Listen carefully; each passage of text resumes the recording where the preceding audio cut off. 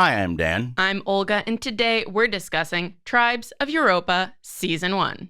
And we're definitely starting spoiler-free. If we end up going into spoilers, we'll give you a fair warning beforehand, except for maybe things that are in the trailer. But let's start off by talking about the main premise of the show. So if you're someone who hasn't seen it yet, you get an idea. This show takes place in 2074. It's after there's been a major disaster that we only sort of know some things about. And Europe sort of went to hell and broke up into little tribes, and there's factions. And... Well, specifically, all electronics, power grid, internet things stopped working. Yeah, boom Middle Ages, as they say. Yes. So everybody's spread out into these little tribes, and they're warring tribes, and our main characters are this family who is trying to live remote. They have a small tribe that's trying to live remote and away from all the violence. And unfortunately, technology and violence finds them, and the main family is broken up, and the three siblings are torn into different corners of this world and try to find each other and try to go on different journeys and survive. Yes. So that's the basic premise, right? That's the main stuff. Yep. There's also a magical cube that falls from the sky. Magical science cube. Yes. The Atlantean cube that one brother, Elia, is trying to return to its people because it has an important secret thing happening. Purpose. Yeah. That's the premise. What are your overall thoughts on this season? I had to sleep on it because we binged it all in one day. It's only 6 episodes, and they were all 40-ish minutes. So it was a really fast watch. And now that I've had some time, I definitely think that I like this show. Okay. So another thing you failed to mention, actually, is that the show is mostly in German. Oh, yeah. It is mostly in German. It's from some of the producers, I think, of Dark. Yep. And that's one of the reasons that we decided to watch it, because we've been watching Dark lately. Yep. But some of it is also in English. We watched subtitled, not dubbed. Yes, we did not watch it dubbed, but it was nice. Sometimes they switch to English, which, makes it a little bit easier for us to process as English speakers. And I think that this kind of bilingual world really works for me. It kind of does seem accurate to my understanding of kind of current European standards of speech. I think that this show definitely has its flaws, but overall I would want to watch a season 2. And I would want to see more. I wish it was more episodes as well. I think they did a pretty good job with the 6-episode structure, but it definitely did leave me wanting more, I guess, in mostly a good way. Yeah. It's one of those things where it's sometimes leaving you wanting more is a good thing. Other times it's well, you didn't really get started in certain, it was an act 1, Yes. Yeah. But I liked the show overall. I enjoyed watching it. It wasn't difficult to want to watch all 6 episodes back to back, basically. Exactly. I wasn't sure after the first episode if we'd want to watch all of them or just talk about the first 3 or whatever. I enjoyed watching it. I didn't love it. Yeah. I think that it's hard for me because I'm visually impaired, and so reading subtitles is difficult for me. And so it's automatically going to create a barrier for entry for me. Yeah. And so it's hard for me to sort of divorce myself from that when talking about something critically. Yeah. Because I feel automatically a separation between myself and the characters.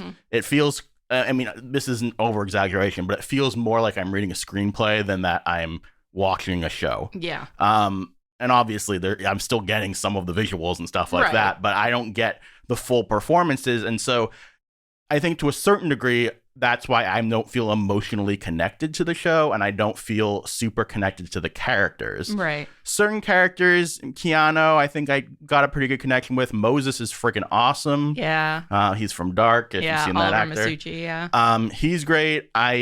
Everybody else, I'm just you're they're well written, but I don't really feel anything about them. Right. I mean, you also just talking about your processing, you don't really have an ear for languages. No. So I would say I have more of one. And yeah, you are bilingual. I am bilingual. Yeah. And I, with Dark and having watched so much of this show, I've also started to pick up on some words. And because also of my vision being better than yours, I can take in more of the performance and the subtitles at the same time. So I can kind of match like pauses and character beats and like their expressions to like what word is being said at any given moment. So I feel like with that, I can also like connect to the ebbs and flows of someone's performance, and therefore also pick up when someone's performance like isn't that great too. And that can be like unfortunate, being like, oh, if I was just reading this in subtitles, like maybe this wouldn't seem so bad. But yeah. Overall, I think the performances seem solid. I'm not a huge fan of Elia. Yeah. I don't know if it's the performance or just the character or the combination of the two. Yeah. I feel a little bad because I mean, I think he is the youngest actor on the show. So it's like, I don't want to pick on a kid. But yeah, but I guess if it wasn't for Moses, I would groan every single time they went back to his storyline. Yeah, the second episode, I think it was the second episode that was really focused on him. And that was, I think, our least favorite episode. Yeah. All right. So I put in the title for this video, is this, 100 ripoff or whatever, right? Yeah. And so the broader question is how derivative is this show? Because it certainly falls into a lot of tropes of dystopian futures Fiction. And stuff like that, and people have definitely, at least at a minimum, picked out a lot of superficial connections to CW's The 100. Yes. From the first trailer, when we used TV Time a lot, we used to partner with them for the 100 podcast that we did, and I saw a lot of comments of like random screen grabs from the trailer that were like someone literally copied and pasted them into each episode, like comment being like, it's 100 ripoff or look at the similarities, I'm like, yeah, if you're just looking at a flat image. Well, so I mean, I think there's arguments in either direction. First of all, I think it's more than just the 100. I 100% see Hunger Games in here, which absolutely. Also at the time people were like, 100 is a ripoff of Hunger Games. Yes. I even see like elements of Game of Thrones with the family being torn apart and certain things like that. And what were the other things that Last of Us? Yes, Last of Us with the like older character, younger character going on a journey to like deliver something, or and just like the faction. I mean, like the Crows are the Scars and the WLF is the Crimsons. Right. And again, these are just dystopian tropes in general. Yeah. I understand the worlds of the 100 in it are similar, but if you actually look at the premise of the 100 is we send a bunch of delinquents to the ground. It's Lord of the Flies. Yeah. And whereas the premise of this is a family is torn apart and wants to get back together. That's not the premise of the 100. I mean, you could say, oh, the world of the 100, it has these different clans, tribes, factions that fight against each other. Yeah. And I'm like, yes, but also in the Hunger Games, you have the different districts and you have, and just again, the idea of like warring tribes is a thing. Yeah, a real life thing. Well, yes, but also even going back, I listened to a podcast called the Apocalypse Book Club, and they're reading books about apocalypse fiction from like the 1800s. Yeah. There's so many things like this starting way back then because it was their lives. Yeah, I mean, again, visually, I understand some of the similarities. There is a woman who vaguely looks like Lexa and has, paint on her face and all that stuff and fights with a sword. A lot of people fight with swords in this show. Yeah.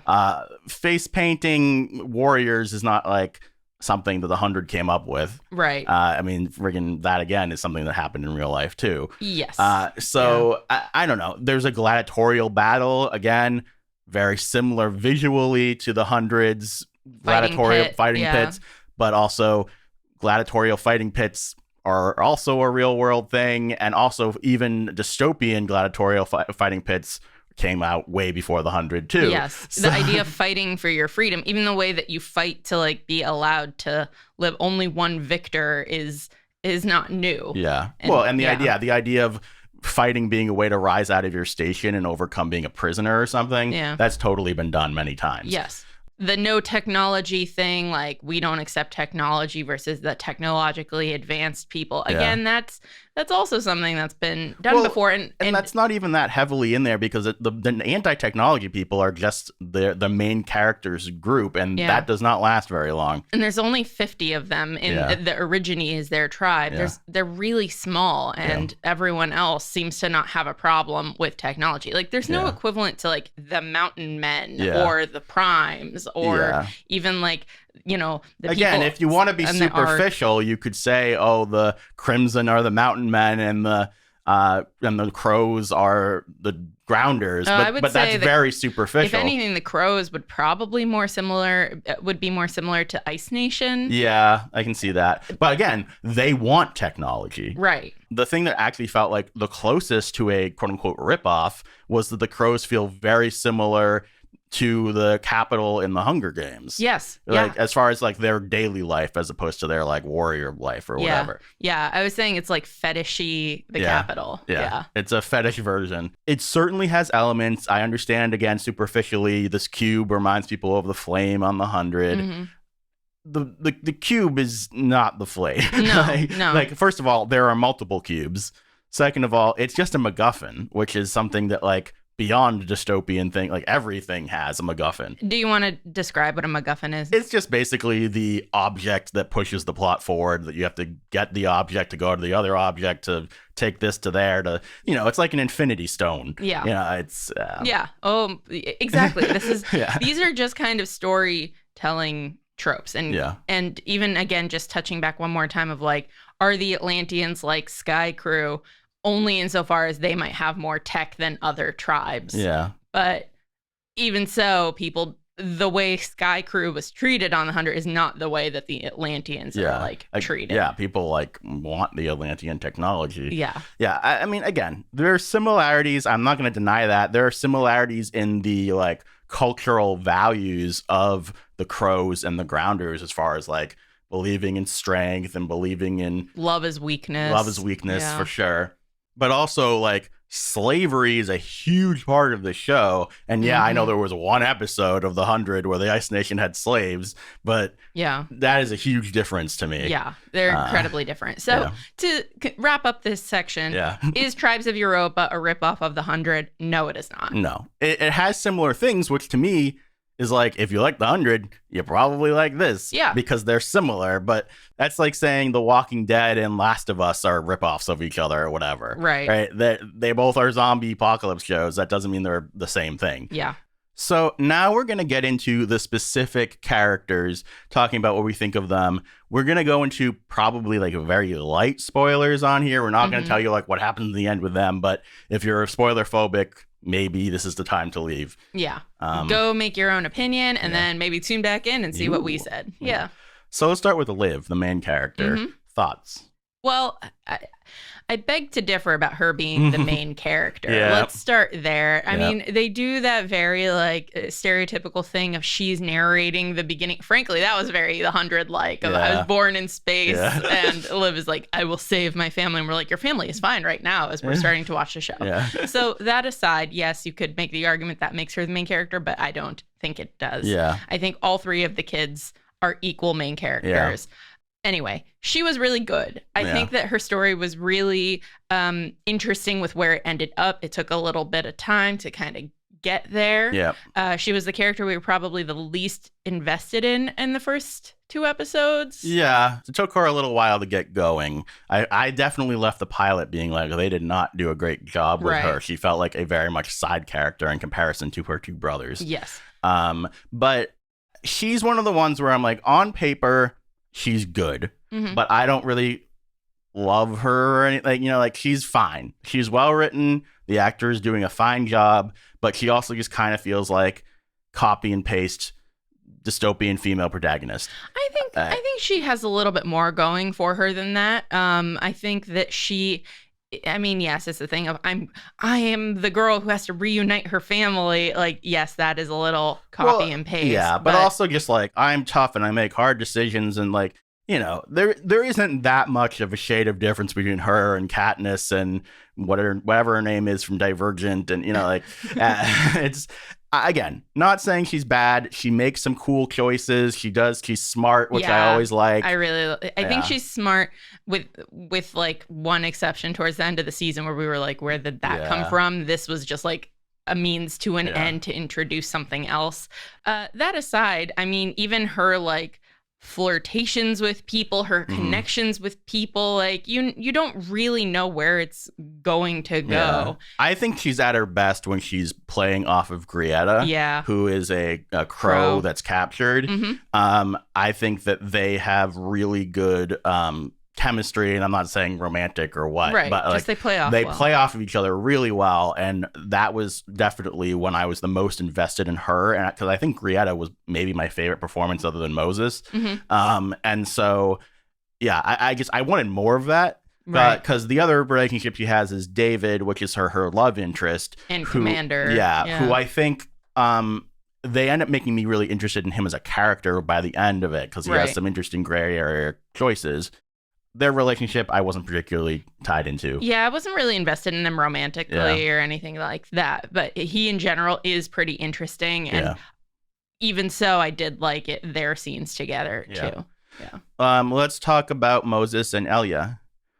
Yeah. Moses is this, ragtag, piratey, scavenger, goofball man, or dude. He's got a mustache and he sniffs a lot. I don't know. He was just like very funny, charming, a little annoying. Like you can understand why Elia is frustrated with him. You can be frustrated with him, but you like can't stay mad at him. He's the lovable scoundrel. Yeah. And he plays it very well. Yeah. And I appreciated the sort of turning of the trope as far as like the old guy is usually like the stoic who has to be opened up by the young whippersnapper who's constantly talking and is funny and stuff like that. And the fact that Elia was the more stoic and serious one. Secretive. Yeah. I thought that was a cool turning of the trope. That said, did not love Elia because he was very quiet and just I didn't get much out of him as a character. Yeah. But I think I liked him more by the end, but yeah, getting into his character was a little bit tricky for me. I also took some issues with them in that it felt very fetch quest. Yeah. It's like we have to bring this here to get fixed, and then we're going to get it fixed again way over here, and then we're going to get it fixed by this other person. Yeah. But it was a way of expanding the world more because both Liv and Keanu were kind of stationary. Yeah. Well, relatively isolated in where they were geographically. So they were moving around more. We were getting a better picture of the world. Elia is exploring the idea of Black December more. So that mystery is being expanded on by him. Yeah, we didn't say what Black December was. Oh, right. So Black December was the thing that like caused that technological shutdown. Yeah. I mean, it definitely helps that Elia is connected to the plot where we're actually learning things. That said, I think Keanu is probably the most interesting character. Yeah. I think actually that if anyone is the protagonist, Keanu is. Yeah. So Keanu, his opening premise is that he was taken as a slave by the crows and him sort of, trying to find his way out of the slavery and him having very difficult things happen to him. Yeah. Like awful things. Yeah. Very, very bad. And I think that he does a very good job with the strength of the character, the pain of the character. I'm definitely invested in him and his journey and the difficulties he's dealt with. Yeah. We also start the show with Keanu being the character who's like, I don't want to be in this tiny, isolated village anymore. I want to go exploring. Yeah. And when the world comes to him and he's pulled out of it unwillingly and thrown into these atrocious circumstances, it's the thing of be careful what you wish for. Exactly. Yeah. And now I was saying earlier how like Liv is the one who's trying to reunite her family, but Keanu is too. He's trying to like get his family, go back and bring everyone back together. But the way Liv is trying to get in to save them, he's trying to get out. Yeah. And the things that happen to him are like really awful and hard to watch. Which tie to Varvara, who is basically his slave owner. Yeah. And she is the crow. She's our main connection to the crows, I would say. Yeah. She's a character I struggle with because I think she's another great performance that I definitely did connect with her performance. That said, they try to make her sort of complex and sympathetic, and just kind of felt icky to me most of the time. Yeah. Like yeah. she does such awful things in like every area of awfulness you can think of, that like then trying to make her make me sympathize with her, it just makes me uncomfortable. Or even not always just sympathize with her, but also like respect her. Yeah. And also she's like very sexy. Yeah. So, and the things she does, I mean, they are like not positive, and therefore, like her being sexy to the audience, she's doing monstrous things. I mean, it's just not great. I'm struggling because I feel like you're supposed to be like, oh, she's like the cool bad character, and I'm like, I don't know about that. If the shoe were on the other foot in terms of like gender politics, then the people would be rioting. I think so. If they shot that the same way that they do this, then it would really not be okay with people. That said, I mean, I would say overall, I'm not like attacking them for their politics or whatever. Like I think overall they do a suitable job.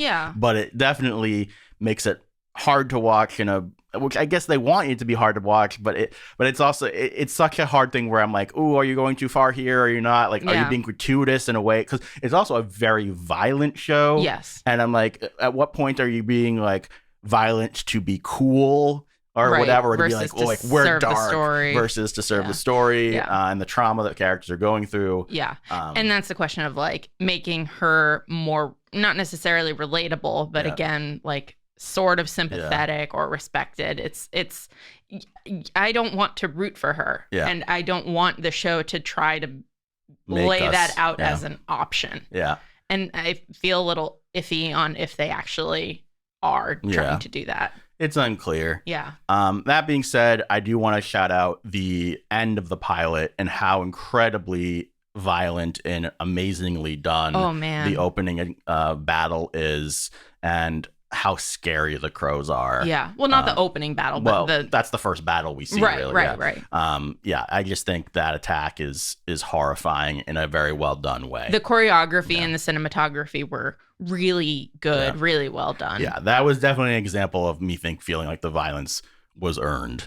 And helped the story. And it felt like the show used its budget well. Like, I don't know what its budget was. We were a little bit concerned about it seeming low budget, and I think that sequence answered the question that like, no, they're going to use this in a skillful way. It feels like a real world that's large, and I think that's important. All right, that's pretty much everything I wanted to hit on. That is everything I got too. All right, guys, thank you so much for watching. Let us know what you thought in the comments down below. If you want any more Tribes content from us, we'll see if there's a season 2. I don't think it's been renewed yet, but knowing Netflix, who knows? I don't know how they treat their German shows. That's true. Anyway, thank you guys, and have a nice day. Bye-bye.